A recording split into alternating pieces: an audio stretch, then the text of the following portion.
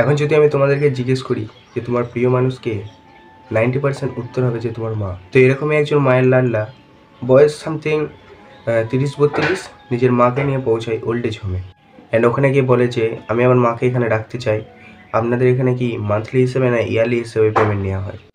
তো ওখানকার লোকগুলো বলে যে আমরা এখানে মান্থলি বেসিসে টাকা নিই, তো আপনি আপনার মাকে কতদিন এখানে রাখতে চান?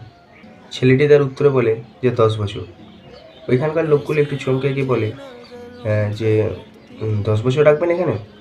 তো ছেলেটি বলে হ্যাঁ, এবং তারপর যা অ্যামাউন্ট হয় XYZ ওটাকে লিখে দেয়, এবার তারপরে ছেলেটিকে দিয়ে দেওয়া হয়।